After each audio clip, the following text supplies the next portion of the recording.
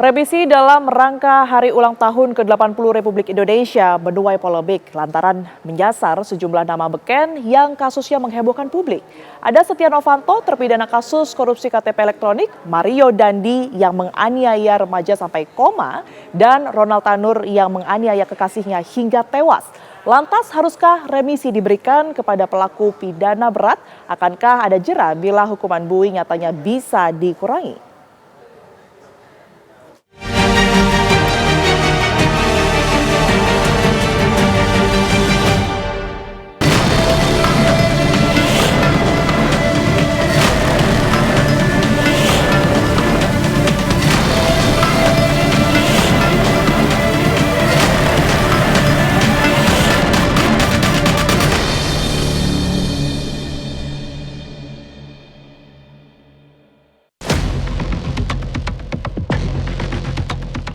Hari kemerdekaan turut menjadi berkah bagi para penghuni bui.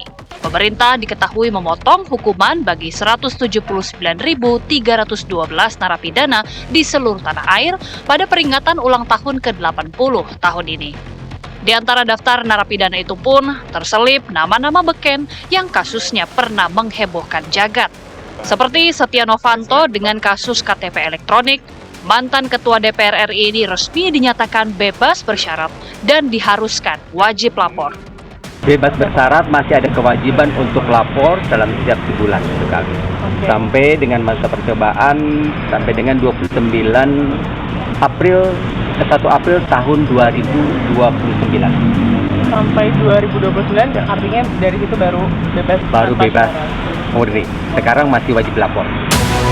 Lalu anak bekas pejabat pajak Mario Dandi Satrio yang menganiaya remaja hingga koma.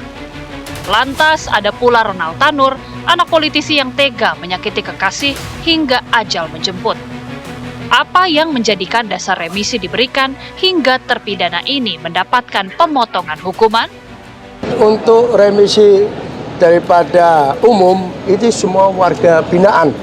Ini seluruh yang ada kasus tidak ada tanpa terkecualian. Ini semuanya kita berikan semuanya, termasuk dasawarsa kita juga sama, kita berikan semuanya. Tanpa ada pilih kasih pada kasus apapun. Semua warga binaan kita mendapatkan. Namanya hak sah-sah saja, yang penting orang ini sudah dieksekusi kan, dia sudah masuk ke lembaga pemasyarakatan. Cuman yang jadi poin penting adalah penilaian tadi. Bagaimana sih penilaian yang tepat bahwa orang ini sudah berperilaku baik? Syarat untuk berperilaku baik ataupun ketentuan yang mengatur tentang perilaku baik itu apa saja? Ini kan yang perlu sebenarnya kita ketahui ya secara bersama, apakah ini memang layak untuk disematkan remisi atau tidak. Pemberian remisi bagi terpidana kasus kejahatan luar biasa dan penganiayaan berat berujung nyawa memang menepuk kontroversi.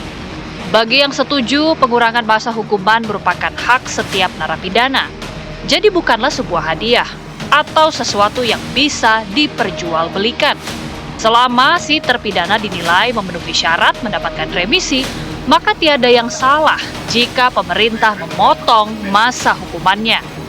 Remisi itu menurut saya hal biasa, karena memang di setiap tahun, misalnya di Idul Fitri, Idul Adha, Hari Natal, Hari Raya, kebesaran agama yang ada di Indonesia itu selalu memberikan remisi. Begitu juga untuk hari kemerdekaan kan. Nah, mekanismenya menurut saya ini diajukan oleh yang bersangkutan dan juga diajukan oleh kementerian terkait, baru disampaikan ke presiden. Menurut saya remisi ini hal yang biasa, dan mungkin yang mendapatkan remisi ini yang berkelakuan baik. Namun bagi yang menolak, remisi adalah kenaifan, sebab bui semestinya dapat memberi efek jera. Bagaimana bisa koruptor yang menguras uang rakyat atau penjahat pencabut nyawa di kemudian hari akan kapok berbuat lagi bila semasa menghuni Hotel Prodeo justru kerap mendapatkan diskon tahanan? Secara aturan hukum sudah sesuai, justru yang kita persoalkan adalah aturan hukumnya.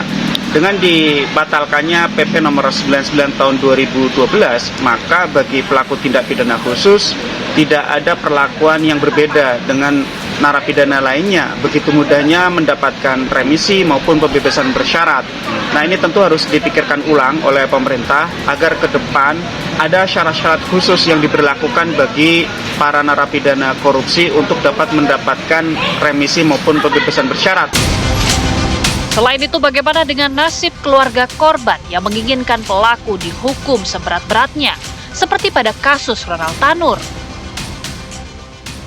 Kami dari pihak keluarga korban sendiri, korban Deni Sera, itu sangat kecewa atas diberikannya remisi terhadap Ronald Tanur dengan kurun waktu yang menurut kami begitu lama. Selain itu, dalam hal ini negara hadir untuk Ronald Tanur, tapi negara tidak hadir kepada keluarga korban yang dalam hal ini adalah Deni Sera Afrianti. Soal efek jera atau tidak efek jera, itu kita melihat dari kesadaran masyarakat. Kita melihat misalnya di Belanda, penjara kosong. Belanda masukkan orang ke penjara itu bukan solusi. Kenapa saya katakan bukan solusi? Karena menghabiskan uang negara. Bagaimana negara ini masyarakatnya tertib hukum?